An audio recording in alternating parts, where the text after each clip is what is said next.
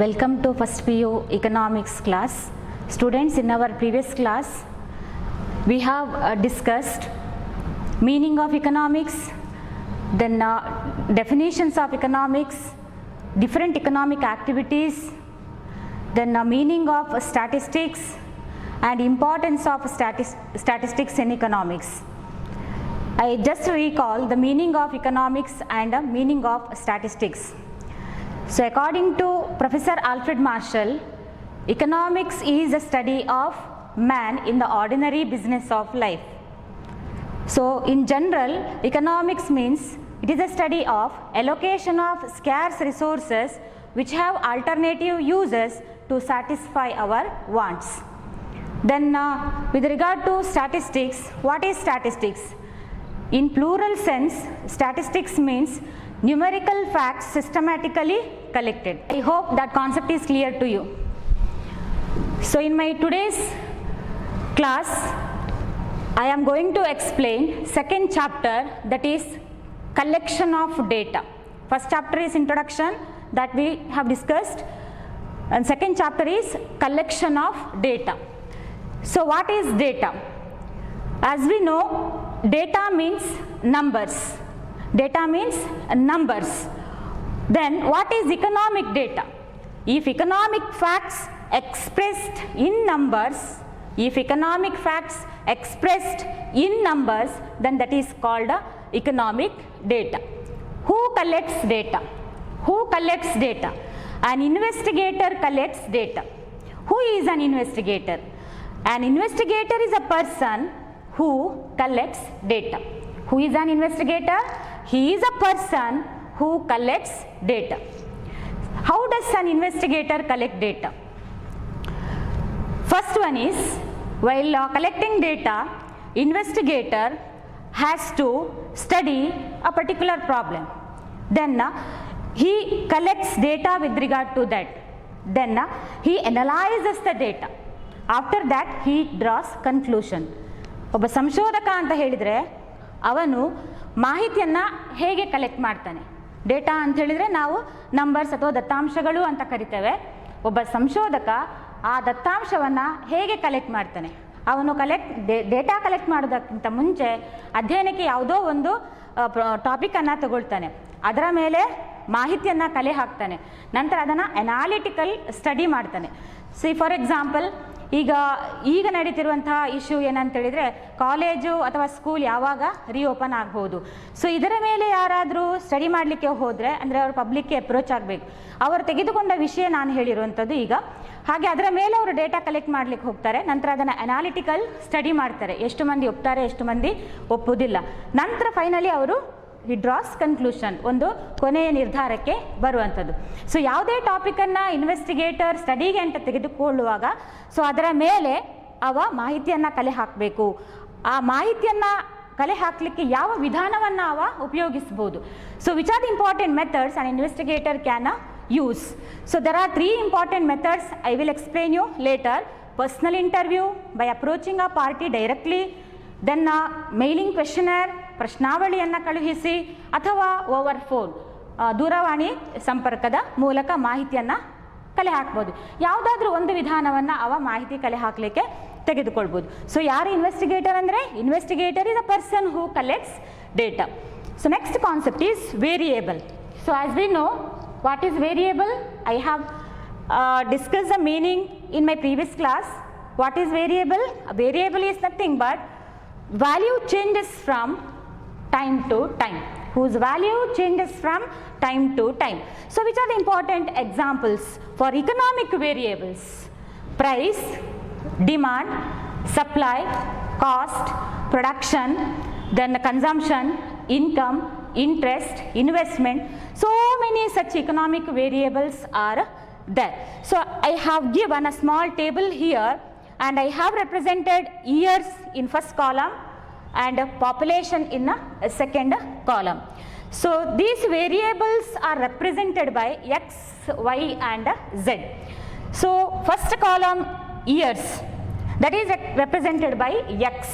Second column population, that is measured in crores and represented by Y, that is also variable. So the numerical data given here are data. Numerical values given here are data. ಇದನ್ನು ನಾವು numbers ಇದೆಯಲ್ಲ ಈ ರೀತಿ ನಾವು represent ಮಾಡುವಂಥದ್ದು variables, ಅದಕ್ಕೆ ನಾವು ದತ್ತಾಂಶ ಅಥವಾ ಡೇಟಾ ಅಂತ ಕರೆಯುವಂಥದ್ದು. ಸೊ ಈ ವೇರಿಯೇಬಲ್ನ ಮೇನ್ ಫೀಚರ್ ನಾವು ನೋಡುವಂಥದ್ದು they keep on changing. Take for example price ಮತ್ತು ಡಿಮಾಂಡ್, ಬೆಲೆ ಚೇಂಜ್ ಆಗ್ತಾ ಇರುವಂಥದ್ದು, ಬೆಲೆಗೆ ಅನುಗುಣವಾಗಿ ಬೇಡಿಕೆಯೂ ಬದಲಾವಣೆ ಆಗ್ತಾ ಇರುವಂಥದ್ದು, ಬೆಲೆಗೆ ಅನುಗುಣವಾಗಿ ಪೂರೈಕೆ ಕೂಡ ಬದಲಾವಣೆ ಆಗ್ತಾ ಇರುವಂಥದ್ದು, ಸಮಯದಿಂದ ಸಮಯಕ್ಕೆ ಕಾಲದಿಂದ ಕಾಲಕ್ಕೆ, ಅದು ದಿವಸದಿಂದ ದಿವಸಕ್ಕಿರ್ಬೋದು ಅಥವಾ ತಿಂಗಳಿಂದ ತಿಂಗಳಿಗಿರ್ಬೋದು ಅಥವಾ ವಾರದಿಂದ ವಾರಕ್ಕಿರ್ಬೋದು ಅಥವಾ ವರ್ಷದಿಂದ ವರ್ಷಕ್ಕಿರ್ಬೋದು, ಅದು ಬದಲಾಗ್ತಾನೇ ಇರುವಂಥದ್ದು. ಅದಕ್ಕೆ ಅದನ್ನು ಆರ್ಥಿಕ ಚಲಕಗಳು ಅಥವಾ ಇಕನಾಮಿಕ್ ವೇರಿಯೇಬಲ್ಸ್ ಅಂತ ಕರಿತೇವೆ. ಸೊ ಇಲ್ಲಿ ನಾನು ಪಾಪ್ಯುಲೇಷನ್ ಡೇಟಾವನ್ನು ಕೊಟ್ಟಿದ್ದೇನೆ. ಸೊ ಇದು census year 1951, then I have taken 1991, 2001, 2011, that is the recent census year. So ಇದು ಏನನ್ನು ಹೇಳುವಂಥದ್ದು, growth of population over the years, growth of population over the years.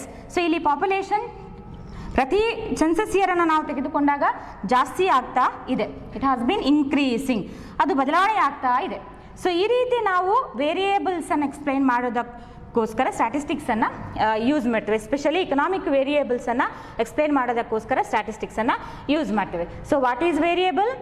Value changes from time to time, value changes from time to time, ಕಾಲದಿಂದ ಕಾಲಕ್ಕೆ ಅದರ ಮೌಲ್ಯ ಬದಲಾವಣೆ ಆಗ್ತಾ ಇದ್ದರೆ ಅದನ್ನು ನಾವು ವೇರಿಯೇಬಲ್ ಅಂತ ಕರಿತೇವೆ. Next, which are the important sources of data? Data ಅಂತ ಬಂದಾವಾಗ ಅದಕ್ಕೆ ಮೂಲ ಯಾವುದು, ಎಲ್ಲಿಂದ ಅದು ಸಿಗ್ಬೋದು? There are two important sources of data. First one is primary data and second one is secondary data. First one is primary data and second one is secondary data. So what is this primary data? So primary data ಅಂತ ಹೇಳಿದ್ರೆ ಇಲ್ಲಿ data collected for the first time, data collected for the first time. Investigator ಮೊದಲನೆಯ ಬಾರಿಗೆ ಮಾಹಿತಿಯನ್ನು ಅವನೇ ಕಲೆ ಹಾಕುವಂಥದ್ದನ್ನು, ಅವನೇ ಸಂಗ್ರಹಿಸುವುದನ್ನು ನಾವು ಡೇಟಾ ಅಂತ ಕರಿತೇವೆ. Such data are original data and first hand data or first hand information. ನೋಡಿ, ಮೊದಲನೆಯ ಬಾರಿಗೆ ಇನ್ವೆಸ್ಟಿಗೇಟರ್ ಅಥವಾ ಸಂಶೋಧಕನು ಮಾಹಿತಿಯನ್ನು ಸಂಗ್ರಹಿಸುವುದಕ್ಕೆ ನಾವೇನಂತ ಕರಿತೇವೆ? Primary data collected for the first time by approaching a party directly, ನೇರವಾಗಿ ಒಬ್ಬ ಪಾರ್ಟಿಯನ್ನು ಅಥವಾ ವ್ಯಕ್ತಿಯನ್ನು ಸಂಪರ್ಕಿಸಿ ಮಾಹಿತಿಯನ್ನು ಕಲೆ ಹಾಕುವಂಥದ್ದು, ಅದನ್ನು ನಾವು ಪ್ರೈಮರಿ ಡೇಟಾ ಅಂತ ಕರಿತೇವೆ. Then what is secondary data? ಮಾಧ್ಯಮಿಕ ದತ್ತಾಂಶ ಅಂತ ಹೇಳಿದ್ರೇನು? ಮಾಧ್ಯಮಿಕ ದತ್ತಾಂಶ ಅಂತ ಹೇಳಿದ್ರೇನು?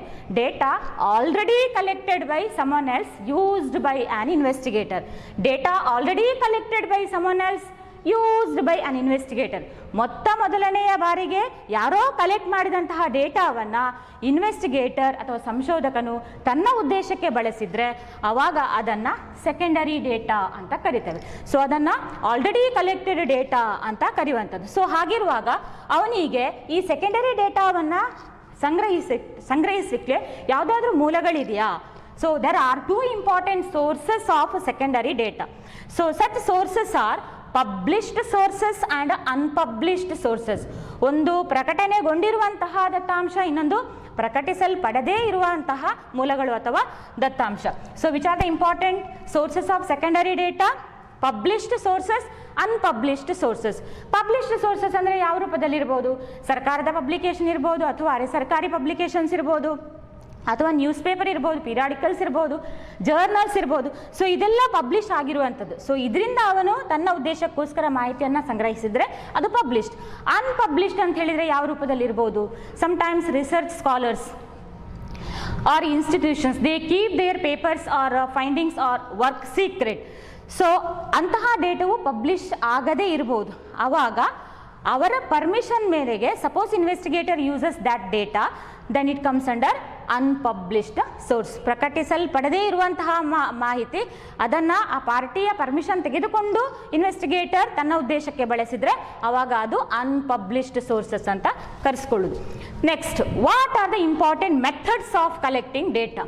Collection of data, what are the important methods an investigator can follow? So there are 3 important methods. First one is personal interview, second one is questionnaire method, third one is telephone interview. So personal interview, questionnaire method or mailing questionnaire, telephone interview. So these are the 3 methods of collecting data or data collection. Let us see one by one. First one is personal interview. Personal interview. What is this personal interview? Data collected personally by approaching a party directly. So ಅದನ್ನು ನಾವು ವೈಯಕ್ತಿಕ ಸಂದರ್ಶನ ಅಂತ ಕರಿತೇವೆ. ವೈಯಕ್ತಿಕ ಸಂದರ್ಶನ ಅಂತ ಹೇಳಿದ್ರೇನು, ಒಬ್ಬ ವ್ಯಕ್ತಿಯನ್ನ ಮುಖತಃ ಭೇಟಿಯಾಗಿ ಮಾಹಿತಿಯನ್ನ ಕಲೆ ಹಾಕುವಂಥ ಅಥವಾ ಸಂಗ್ರಹಿಸುವುದಕ್ಕೆ ನಾವೇನಂತ ಕರಿತೇವೆ, ಪರ್ಸನಲ್ ಇಂಟರ್ವ್ಯೂ ಅಂತ ಕರಿತೇವೆ. ಸೊ ಅದರಲ್ಲಿ ಏನು ಅಡ್ವಾಂಟೇಜಸ್ ಇದೆ, ಒಬ್ಬ ವ್ಯಕ್ತಿಯನ್ನ ಮುಖತಃ ಭೇಟಿಯಾಗಿ ಮಾಹಿತಿಯನ್ನು ಸಂಗ್ರಹಿಸುವಾಗ ಅದರಿಂದ ಏನು ಅಡ್ವಾಂಟೇಜಸ್ ಇದೆ? There is face to face communication, reactions can be watched. ಮುಖತಃ ಭೇಟಿ ಇದೆ, ಅವನು ಯಾವ ರೀತಿ ಮಾಹಿತಿಯನ್ನು ಸಂಗ್ರಹಿಸುವ ಸಂದರ್ಭದಲ್ಲಿ ರಿಯಾಕ್ಷನ್ ಕೊಡ್ತಾನೆ, ಇದನ್ನು ನಾವು ಸರಿಯಾಗಿ ಗಮನಿಸಲಿಕ್ಕೆ ಆಗುವಂಥದ್ದು. ಅಂದರೆ ಅವನು ಸರಿಯಾದ ಮಾಹಿತಿ ಕೊಡ್ತಿದ್ದಾನ ಅಥವಾ ತಡವರಿಸ್ತಿದ್ದಾನ ಮಾಹಿತಿ ಕೊಡ್ಲಿಕ್ಕೆ, ಅಥವಾ ತಪ್ಪು ಮಾಹಿತಿ ಕೊಡ್ತಿದ್ದಾನ, ಅವನ ಮುಖದ ಚರ್ಯೆಯನ್ನು ನಾವು ಗಮನಿಸಿಕೊಂಡು ಮಾಹಿತಿಯನ್ನು ಕಲೆ ಹಾಕ್ಬೋದು. ಇದರ ಡಿಸ್ಅಡ್ವಾಂಟೇಜಸ್ ಏನು? ಏನಾದರೂ ತೊಂದರೆ ಆಗ್ತಿದೆಯಾ? ಪರ್ಸ್ನಲ್ ಇಂಟರ್ವ್ಯೂ ಎಲ್ಲೆಲ್ಲೋ ಇರ್ತಾರಲ್ಲ ವ್ಯಕ್ತಿಗಳೀಗ, ನ್ಯೂಸ್ ರೀಡರ್ಸ್ ನಿಮಗೆ ತಾಜಾ ಮಾಹಿತಿಯನ್ನು ಕೊಡ್ತಾರೆ, ಬಟ್ ಅವರ ಪ್ರತಿನಿಧಿಗಳು ಎಲ್ಲೆಲ್ಲೋ ಇರ್ತಾರೆ, ಕೆಲಸ ಮಾಡ್ತಿರ್ತಾರೆ, ಅಲ್ಲಿಂದ ನೇರವಾಗಿ ನಿಮಗೆ ಮಾಹಿತಿಯನ್ನು ಕೊಡ್ತಾರೆ. ಸೊ ಅದಕ್ಕೆ ಅವರು ಟೆಲಿಫೋನ್ ಇಂಟರ್ವ್ಯೂವನ್ನು ಬಳಸಿರ್ಬೋದು. ಬಟ್ ಆ ಪ್ರತಿನಿಧಿಗಳು ಆ ಜಾಗಕ್ಕೆ ಹೋಗಿ ಮಾಹಿತಿಯನ್ನು ಕಲೆಕ್ಟ್ ಮಾಡುವಾಗ ಎಷ್ಟು ಸಮಯ ತಗೊಳ್ತದೆ, ಹಾಗೆಯೇ ಎಷ್ಟು ಎಕ್ಸ್ಪೆನ್ಸಿವ್ ಅದು ಅಲ್ವಾ? ಸೊ ಡಿಸ್ಅಡ್ವಾಂಟೇಜಸ್ ಅಂತ ಹೇಳುವಾಗ ನಾವು that is more expensive and it is time consuming. More expensive ಅಥವಾ ಅದನ್ನೇ ಕಾಸ್ಟ್ಲಿ ಅಂತ ಕರಿತೇವೆ. ಇದು ಹೆಚ್ಚು ಸಮಯ ತೆಗೆದುಕೊಳ್ಳುವಂಥದ್ದು, time consuming. So next method is questionnaire method ಅಥವಾ ಪ್ರಶ್ನಾವಳಿಯ ವಿಧಾನ. ಸೊ ಈ ಪ್ರಶ್ನಾವಳಿಯನ್ನು ಬಳಸಿಕೊಂಡು ಕೂಡ ಸಂಶೋಧಕನು ಮಾಹಿತಿಯನ್ನು ಕಲೆ ಹಾಕ್ಬೋದು. So what is questionnaire? What is questionnaire? Questionnaire is nothing but list of questions. ಪ್ರಶ್ನೆಗಳ ಪಟ್ಟಿಯನ್ನು ನಾವು ಕ್ವೆಶನರ್ ಅಂತ ಕರಿತೇವೆ. ಸೊ ಇದರ ಮೂಲಕ ಯಾವ ರೀತಿ ಮಾಹಿತಿಯನ್ನು ಸಂಗ್ರಹಿಸ್ಬೋದು? By mailing ಕ್ವೆಶನರ್. ಕ್ವೆಶನರನ್ನು ಅಥವಾ ಪ್ರಶ್ನಾವಳಿಯನ್ನು ಅಂಚೆ ಮೂಲಕ ಕಳುಹಿಸಿ ಮಾಹಿತಿಯನ್ನು ಕಲೆ ಹಾಕುವಂಥದ್ದು. ಸೊ ಇದರ ಅಡ್ವಾಂಟೇಜಸ್ ಏನು? When compared to personal interview, it is less expensive and it is possible to reach remote areas. ಕುಗ್ರಾಮ ಅಂತ ನಾವು ಕರಿತೇವಲ್ಲ, ಅಂತಹ ಗ್ರಾಮಗಳಿಗೆ ಕೂಡ ಈ ರೀತಿಯ ಒಂದು ಪ್ರಶ್ನಾವಳಿಯನ್ನು ಕಳುಹಿಸಿ ಅಲ್ಲಿಂದ ಜನರಿಂದ ಮಾಹಿತಿಯನ್ನು ಸಂಗ್ರಹಿಸ್ಬೋದು. Then what are the disadvantages? Sometimes there may be loss of questionnaire. Questionnaire ಕಳಿಸುವಾಗ ಪ್ರತಿನಿಧಿಗೆ ಸಿಗದೇ ಇರ್ಬೋದು, ಮಧ್ಯ ಅದು ಎಲ್ಲಿಯೋ ಕಳ್ಕೊಳ್ಬೋದು. And it is difficult to reach illiterates are very difficult to illiterates because they have to read and answer. So ಅವರು illiterate ಆದ ಕಾರಣ ಅವರಿಗೆ ಅದನ್ನು ಓದಿ ಆನ್ಸರ್ ಮಾಡುವಷ್ಟು ಎಜುಕೇಷನ್ ಇಲ್ಲದೇ ಇರುವ ಕಾರಣ ಅದೊಂದು ಸಮಸ್ಯೆ ನಾವಿಲ್ಲಿ ಕಾಣ್ಬೋದು. So loss of questionnaire, difficult to illiterates. ಈಗ ಸಾಮಾನ್ಯವಾಗಿ ನಾವು ನೋಡುವಂಥದ್ದು ಆನ್ಲೈನ್ ಸರ್ವೆ ಅಥವಾ SMS survey. It is popular now it is. Next, what are the qualities of a good questionnaire? So while preparing questions, which are the important qualities an investigator has to follow? So ಯಾವ ರೀತಿ ಕ್ವೆಶನ್ಸನ್ನು ತಯಾರು ಮಾಡಬೇಕು? ತುಂಬ ಕ್ವೆಶನ್ಸನ್ನು ಹಾಕೋದಾ? ಅವಾಗ ಓದುವಾಗಲೇ ಅದು ಯಾಕೋ ಇದಕ್ಕೆ answer ಮಾಡೋದು ಬೇಡ, ಒಂದಲ್ಲ ಎರಡಲ್ಲ ಒಂದು 50 ಕ್ವೆಶನ್ಸ್ ಇದೆ, ಹಬ್ಬ ಇದನ್ನು ನೋಡುವಾಗಲೇ ಅವರಿಗೆ ಬೇಡ ಅಂತ ಅನಿಸೋದು. ಸೊ ಹಾಗಾದರೆ ಯಾವ ರೀತಿ ಕ್ವೆಶನ್ಸನ್ನು ಪ್ರಿಪೇರ್ ಮಾಡಬೇಕು? Questionnaire should not be too long. ತುಂಬ ಉದ್ದವಾಗಿ ಕ್ವೆಶನರನ್ನು ಪ್ರಿಪೇರ್ ಮಾಡಬಾರ್ದು. ಕ್ವೆಶನರನ್ನು ಪ್ರಿಪೇರ್ ಮಾಡ್ಬೋದು ಅಂದರೆ ಮಾಡಬಾರ್ದು, ಅಂದರೆ ಅದರಲ್ಲಿ ಕ್ವೆಶನ್ಸನ್ನು ತುಂಬ ಉದಾಕೆ ನಾವು ಕೇಳಬಾರ್ದು. It should be minimum possible. ಒಂದು ಸಾಧ್ಯವಾದಷ್ಟು ಕಮ್ಮಿ ಕ್ವೆಶನ್ಗೆ ಕೇಳಿ ಆನ್ಸರನ್ನು ಮಾಡುವ ಹಾಗೆ ಇರಬೇಕು. Then series of question should move from general to particular. Series of question should move from general to particular. ಸಾಮಾನ್ಯದಿಂದ ನಿರ್ದಿಷ್ಟತೆಯೆಡೆಗೆ ಸಾಗುವ ರೀತಿಯಲ್ಲಿ ಕ್ವೆಶನ್ಸನ್ನು ಕೇಳಬೇಕು. ಈಗ ಕೊರೋನಾ ಸೀಸನ್ ಆಗಿದ್ದ ಕಾರಣ ಸೊ ನಾವು ಯಾರೋ ಒಬ್ಬ ಸಂಶೋಧಕ ಇದರ ಬಗ್ಗೆ ಮಾಹಿತಿ ಕಲೆ ಹಾಕಲಿಕ್ಕೆ ಹೋಗ್ತಾನೆ ಅಂತ ಅಂದರೆ, ಸೊ ಕೊರೋನಾದಿಂದ ನಿಮ್ಮ ಮನೆಯಲ್ಲಿ ಯಾರಾದರೂ ಸತ್ರ, ಸೊ ಈ ರೀತಿ ನೇರವಾಗಿ ಕ್ವಶನ್ ಕೇಳಿದಾಗ ಅವರಿಗೆ ಹರ್ಟ್ ಆಗ್ಬೋದು. ಸೊ ಆದ ಕಾರಣ ಆ ಕ್ವಶನರನ್ನು ಪ್ರಿಪೇರ್ ಮಾಡುವಾಗ, ಪ್ರಶ್ನೆಗಳನ್ನು ಪ್ರಿಪೇರ್ ಮಾಡುವಾಗ ಸಾಮಾನ್ಯದಿಂದ ನಾವು ನಿರ್ದಿಷ್ಟತೆಯೆಡೆಗೆ, ಅಂದರೆ ನಿಮ್ಮ ಹೆಸರೇನು, ಯಾವ ಊರು, ಎಷ್ಟು ಮಂದಿ ಇದ್ದಾರೆ, ಸೊ ಮತ್ತೆ ಕ್ರಮೇಣ ನಮಗೆ ಏನು ಆನ್ಸರ್ ಬೇಕು ಅದರ ಕಡೆಗೆ ಹೋಗ್ಬೋದು. ಸೊ ಈ ರೀತಿಯ ಕ್ವಶನ್ಸನ್ನು ಪ್ರಿಪೇರ್ ಮಾಡಿದಾಗ ಅದಕ್ಕೆ ಆನ್ಸರ್ ಮಾಡುವವನು ಕೂಡ ತುಂಬ ಚೆನ್ನಾಗಿ ಆನ್ಸರ್ ಮಾಡ್ಬೋದು. Next, questionnaire should be precise and clear. ಯಾವುದೇ ರೀತಿ ದ್ವಂದ್ವ ಅಥವಾ ಅನುಮಾನಗಳಿಗೆ ಎಡೆ ಮಾಡಿ ಕೊಡದ ಹಾಗೆ ಇರಬೇಕು. ಅದು ನಿಖರ ಸ್ಪಷ್ಟವಾದ ಕ್ವೆಶನ್ಸನ್ನು ಪ್ರಿಪೇರ್ ಮಾಡಬೇಕು. Next, it should avoid double negatives. So double negatives questions ಅಂದರೆ ಯಾವ ರೀತಿ ಪ್ರಿಪೇರ್ ಮಾಡುವಂಥದ್ದು? ವುಡಂಟ್ ಯು, ಡೋಂಟ್ ಯು ಅಂತ ಹೇಳಿದರೆ ದರ್ ಈಸ್ ಪರ್ಸ್ನಲ್ ಬಯಾಸ್. ನಮಗೇನು ಆನ್ಸರ್ ಬೇಕೋ ಅದೇ ರೀತಿ ಕ್ವಶನ್ಸನ್ನು ನಾವು ಪ್ರಿಪೇರ್ ಮಾಡೋದು. ಸೊ ಇದು ಮಾಡಬಾರ್ದು. ಸೊ ನಾವು ವುಡ್ ಯು, ಡು ಯು ಅನ್ನುವ ಕ್ವಶನ್ಸನ್ನು ಪ್ರಿಪೇರ್ ಮಾಡಬೇಕು. ವುಡಂಟ್ ಯು, ಡೋಂಟ್ ಯು ಕ್ವಶನ್ಸ್ ನಾವು ಪ್ರಿಪೇರ್ ಮಾಡಿದಾಗ ಪರ್ಸ್ನಲ್ ಬಯಾಸ್ ಇನ್ಫ್ಲುಯೆನ್ಸ್ ಆಗೋದು. ಸೊ ಆ ರೀತಿ ಅವರು ಕೂಡ ಆನ್ಸರನ್ನು ಕೊಡ್ಬೋದು. Next, fifth quality, that is questionnaire consists open ended ಅಥವಾ closed ended questions and open ended questions. Closed ended questions ಅಂತ ಹೇಳಿದರೆ ಏನು? Closed ended questions consist two-way questions and multiple choice questions. How to prepare two-way questions? By giving options like yes or no, asking yes or no. ಒಂದು S answer ಮಾಡಬೇಕು, ಇಲ್ಲದಿದ್ದರೆ no answer ಮಾಡಬೇಕು. ಅದು ಒಂದು group of questions. ಆದರೆ ಇನ್ನೊಂದು multiple choice ಅಂತ ಹೇಳಿದರೆ by giving more than 2 answers. ಸಾಮಾನ್ಯವಾಗಿ ಮಲ್ಟಿಪಲ್ ಚಾಯ್ಸ್ ಅಂತ ಬಂದವಾಗ ನಮಗೆ 4 ಆಪ್ಷನ್ಸನ್ನು ಕೊಡ್ತಾರೆ, ಅದರಲ್ಲಿ ಸರಿಯಾದನ್ನು ಪಿಕ್ ಮಾಡುವಂಥದ್ದು. ಸೊ ಈ ರೀತಿಯ ಕ್ವಶನ್ಸ್ ನಾವು ನೋಡುವಂಥದ್ದು ಕ್ಲೋಸ್ಡ್ ಎಂಡೆಡ್ ಕ್ವೆಶನ್ಸಲ್ಲಿ. ಸೊ ಈ ಮಲ್ಟಿಪಲ್ ಚಾಯ್ಸ್ ಕ್ವಶನ್ಸನ್ನು by giving more than 2 answers ಇದ್ದರೆ ಅದು that is very easy to score. Use codify ಅಂದರೆ arrange for analysis, further analysis. So ಇದು 2 ರೀತಿಯ ಇಲ್ಲಿ ಪ್ರಿಪೇರ್ ಮಾಡುವಂಥದ್ದು ಕ್ಲೋಸ್ಡ್ ಎಂಡೆಡ್ ಕ್ವೆಶನಲ್ಲಿ ಬರುವಂಥದ್ದು. Next, second one is open ended questions. Open ended questions. So what is this open ended questions? So here investigator prepares individualised questions. So there is individualized response by respondents. Sometimes investigator finds difficult to interpret and very hard to score. So ಅವನಿಗೆ ಅದನ್ನು ಸರಿಯಾದ ರೀತಿ interpret ಮಾಡಲಿಕ್ಕೆ ಮತ್ತು ಅದಕ್ಕೆ score ಮಾಡಲಿಕ್ಕೆ ತುಂಬ ಕಷ್ಟ ಆಗುವಂಥದ್ದು. ಸೊ ಸ್ಟೂಡೆಂಟ್ಸ್ ಮೊಬೈಲ್ ಫೋನನ್ನು ಬಳಸುವಂಥದ್ದನ್ನು ನಿಷೇಧಿಸಲಾಗಿದೆ. ಇದರ ಬಗ್ಗೆ ನಿಮ್ಮ ಒಪಿನಿಯನ್ ಏನು? ಸೊ ಆವಾಗ ಎ ಬಿ ಸಿ ಡಿಗೆ ಈ ಒಂದು ಕ್ವಶನ್ಸನ್ನು ಕೊಟ್ಟಾಗ ಎದೊಂದು ಒಪಿನಿಯನ್ ಇರ್ಬೋದು, ಬಿ ಎದೊಂದು ಒಪಿನಿಯನ್ ಇರ್ಬೋದು. ಸೊ ಈ ರೀತಿ ಅವರು ಬೇರೆ ಬೇರೆ ಒಪಿನಿಯನನ್ನು ಕೊಡುವಾಗ ಸೊ ಆ ಸಂದರ್ಭದಲ್ಲಿ ಇನ್ವೆಸ್ಟಿಗೇಟರಿಗೆ ಅದು ತುಂಬ ಕಷ್ಟ ಅನ್ನಿಸುವುದು ಸ್ಕೋರ್ ಮಾಡೋದಕ್ಕೆ.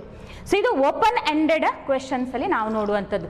So questionnaire consists of closed ended questions and open-ended questions.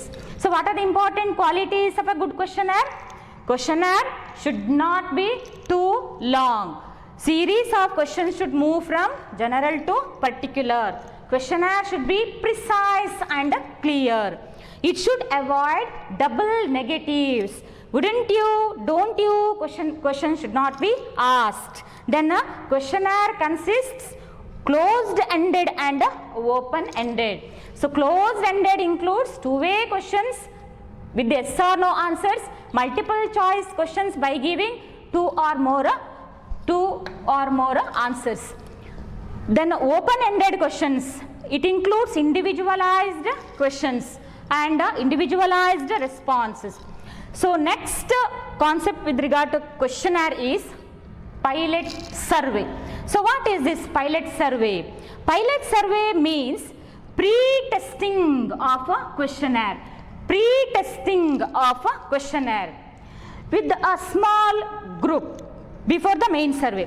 So main survey ಮಾಡೋದಕ್ಕಿಂತ ಮುಂಚೆ ಆ ಕ್ವೆಶ್ಚನರ್ನಲ್ಲಿರುವಂತಹ ಲೋಪದೋಷಗಳನ್ನು ಕಂಡುಹಿಡಿಯಲಿಕ್ಕೆ ಸೊ ಈ ಪೈಲಟ್ ಸರ್ವೆ ಅನ್ನುವಂಥದ್ದನ್ನು ಮಾಡಲಾಗುವಂಥದ್ದು. ಅದನ್ನು ನಾವು ಪ್ರೀ ಟೆಸ್ಟಿಂಗ್ ಆಫ್ ಕ್ವೆಶ್ಚನರ್ ಅಂತ ಕರೆಯೋದು. And also it helps to assess time and cost required in main survey. Main ಸರ್ವೆಯಲ್ಲಿ ಈ ಕ್ವೆಶ್ಚನರನ್ನು ಬಳಸಿ ಮಾಹಿತಿಯನ್ನು ಕಲೆ ಹಾಕಲಿಕ್ಕೆ ಎಷ್ಟು ಸಮಯ, ಎಷ್ಟು ವೆಚ್ಚ ಬೇಕಾಗಬಹುದು ಅನ್ನುವಂಥದ್ದನ್ನು ತಿಳ್ಕೊಳ್ಳೋದಕ್ಕೋಸ್ಕರ ಈ ಪೈಲಟ್ ಸರ್ವೆ ಅನ್ನೋದನ್ನು ಮಾಡಲಾಗುವಂಥದ್ದು. So what is pilot survey? Pilot survey is nothing but pre testing of questionnaire with a small group before the main survey. Next, third method of collecting data, that is, first method is personal interview, second method is mailing questionnaire or questionnaire method, and third one is telephone interview. So here data can be collected over phone. So ದೂರವಾಣಿಯನ್ನು ಬಳಸಿಕೊಂಡು ಮಾಹಿತಿಯನ್ನು ಇಲ್ಲಿ ಈ ವಿಧಾನದಲ್ಲಿ ಕಲೆ ಹಾಕಲಾಗುವಂಥದ್ದು. So ಇದರ advantage ಏನು? So ನಾವು ದೂರವಾಣಿ ಸಂಪರ್ಕ ಮಾಡಿ ಮಾಹಿತಿಯನ್ನು ಯಾವುದೋ ಒಂದು ವಿಷಯದ ಮೇಲೆ ಮಾಹಿತಿಯನ್ನು ಕಲೆ ಹಾಕುವಾಗ ಇದರ ಅಡ್ವಾಂಟೇಜ್ ಏನು ಉಳಿದೆಲ್ಲ ವಿಧಾನಕ್ಕೆ ಕಂಪೇರ್ ಮಾಡಿದರೆ? It is cheaper and shorter time. At a shorter time investigator can collect information over phone. Then what are the disadvantages? So here reactions cannot be watched. ನಮಗೆ ಯಾವ ರೀತಿ ಅವರು ಫೋನಲ್ಲಿ ಮಾತಾಡುವಾಗ ರಿಯಾಕ್ಷನ್ ಕೊಡ್ತಾರೆ ನಮ್ಮ ಪ್ರಶ್ನೆಗಳಿಗೆ ಅನ್ನೋದನ್ನು ನಮಗೆ ನೋಡಲಿಕ್ಕೆ ಆಗಲ್ಲ ಎಲ್ಲಿ? ಟೆಲಿಫೋನ್ ಇಂಟರ್ವ್ಯೂ ಅಲ್ಲಿ. ಸೊ ಇದಿಷ್ಟು ನಿಮಗೆ methods of collecting data. Next one is survey. So what is this survey? Survey means collecting information from the universe or population. Collecting information from the universe or population. So ಈ ಇಡೀ ಒಂದು ಜನಸಂಖ್ಯೆ ಅಥವಾ ನಾವು ಅದನ್ನು ವಿಶ್ವ ಅಂತ ಕರಿತೇವೆ. ಸೊ ಅದರಿಂದ ಮಾಹಿತಿಯನ್ನು ಕಲೆ ಹಾಕುವುದಕ್ಕೆ ನಾವು ಸರ್ವೆ ಮಾಡೋದು ಅಂತ ಕರಿತೇವೆ. ಸೊ ಪಾಪ್ಯುಲೇಷನ್ ಅಂದರೆ ಏನು? Totality of the items taken for study. Total items taken for study. ಅಧ್ಯಯನಕ್ಕೆ ತೆಗೆದುಕೊಂಡಂತಹ ಎಲ್ಲ ಐಟಮ್ಸನ್ನು ನಾವೇನಂತ ಕರಿತೇವೆ? ಪಾಪ್ಯುಲೇಷನ್, ಅಥವಾ ಅದನ್ನೇ ನಾವು ಯೂನಿವರ್ಸ್ ಅಂತ ಕರಿತೇವೆ. ಸೊ ನೋಡಿ, ಯೂನಿವರ್ಸ್ ಮತ್ತು ಪಾಪ್ಯುಲೇಷನ್ ಅದು ಒಂದೇ. ಸೊ ಅದರಿಂದ ಮಾಹಿತಿಯನ್ನು ಕಲೆ ಹಾಕುವುದಕ್ಕೆ ನಾವು ಸರ್ವೆ ಅಂತ ಕರೆಯೋದು. ಯೂನಿವರ್ಸ್ ಅಂದರೆ ಏನು ಅಥವಾ ಪಾಪ್ಯುಲೇಷನ್ ಅಂದರೆ ಏನು? Total items taken for study. So ಅದನ್ನು ನಾವು ಯೂನಿವರ್ಸ್ ಅಥವಾ ಪಾಪ್ಯುಲೇಷನ್ ಅಂತ ಕರಿತೇವೆ. ಸೊ ಈ ಸರ್ವೆಯನ್ನು ಎರಡು ರೀತಿಯಲ್ಲಿ ಮಾಡ್ಬೋದು. ಒಂದು ಸೆನ್ಸಸ್ ಸರ್ವೆ, ಇನ್ನೊಂದು sample survey. One is census survey method, another one is sample survey method. So what is this census survey? So census survey means collection of data from each and every unit of the universe. Collection of data from each and every unit of the universe. There is complete enumeration of the universe, complete enumeration of the population. There is house to house enumeration. Enumeration ಅಂದರೆ ಏನು ಇಲ್ಲ, ಗಣತಿ ಮಾಡೋದು. ಈಗ ನಿಮಗೆ teachers ಎಲ್ಲ ಮನೆ ಮನೆಗೆ ಬಂದು ನಿಮ್ಮ ಮನೆಯಲ್ಲಿ ಎಷ್ಟು ಜನ ಇದ್ದಾರೆ ಎಲ್ಲದರ ಬಗ್ಗೆ ಮಾಹಿತಿಯನ್ನು ಕಲೆ ಮಾಡ್ತಾರೆ. ಪ್ರತಿಯೊಂದು ಮನೆಯನ್ನು ಬಿಡದೆ ಮನೆಯ ಗಣತಿ ಮಾಡ್ತಾರಲ್ಲ, ಅದಕ್ಕೆ ನಾವೇನು ಹೇಳ್ತೇವೆ? ಎನ್ಯುಮರೇಷನ್ ಅಂತ. ಸೊ ಪ್ರತಿ ಮನೆಗೆ ಭೇಟಿ ನೀಡಿ ಅವರು ಮಾಹಿತಿಯನ್ನು ಕಲೆ ಹಾಕುವಂಥದ್ದು ಅದು ಸೆನ್ಸಸ್. ಸೊ ಇದರ ಡೇಟಾವನ್ನು ಪಬ್ಲಿಷ್ ಮಾಡುವಂಥದ್ದು 10 ವರ್ಷಗಳಿಗೆ ಒಮ್ಮೆ. ಸೊ ನಾವು ಮುಂದಿನ ಕ್ಲಾಸಲ್ಲಿ ಸೆನ್ಸಸ್ ಆಫ್ ಇಂಡಿಯಾದ ಬಗ್ಗೆ ಡೀಟೇಲ್ ಆಗಿ ಕಲೀಲಿಕ್ಕಿದೆ, ಅದನ್ನು ನಾನು ಅವಾಗ ಎಕ್ಸ್ಪ್ಲೇನ್ ಮಾಡ್ತೇನೆ. So next one is sample survey. So sample survey ಮಾಡೋದು ಸ್ಯಾಂಪಲ್ ಅದ್ದು. ಸ್ಯಾಂಪಲನ್ನು ಎಲ್ಲಿಂದ ತೆಗೆದುಕೊಳ್ಳುವುದು? Samples are taken from the universe or population. Hence there is group enumeration. ಆ ಯೂನಿವರ್ಸ್ ಅಥವಾ ಪಾಪ್ಯುಲೇಷನಿಂದ ಸಂಗ್ರಹಿಸಿದಂತಹ ಸ್ಯಾಂಪಲನ್ನು ಸರ್ವೆ ಮಾಡುವಂಥದ್ದು. ಆದ ಕಾರಣ ಅದು ಗ್ರೂಪ್ ಎನ್ಯುಮರೇಷನ್. ಸೊ ಇಡೀ ಟೋಟಲನ್ನು ಅಲ್ಲಿ ಸ್ಟಡಿ ಮಾಡಲಿಕ್ಕಿಲ್ಲ. ಆ ಯೂನಿವರ್ಸ್ ಅಥವಾ ಪಾಪ್ಯುಲೇಷನಿಂದ ಕೆಲವು ಸ್ಯಾಂಪಲನ್ನು ತೆಗೆದುಕೊಂಡು ಅವುಗಳನ್ನು ಇಡೀ ಯೂನಿವರ್ಸ್ ಅಥವಾ ಪಾಪ್ಯುಲೇಷನ್ನ ಪ್ರತಿನಿಧಿಯಾಗಿ ಇಟ್ಟುಕೊಂಡು ಈ ಸ್ಯಾಂಪಲ್ ಅಥವಾ ಗ್ರೂಪನ್ನು ಸ್ಟಡಿ ಮಾಡಿ ಮಾಹಿತಿಯನ್ನು ಕಲೆ ಹಾಕುವಂಥದ್ದು. ಸೊ ಅದು ಎಲ್ಲಿ ನಾವು ನೋಡುವಂಥದ್ದು? Sample survey. Next, what are the differences between census and sample or sample survey?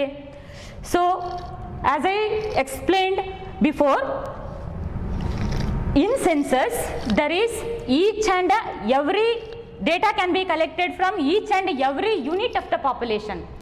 Data can be collected here from each and every unit of the population.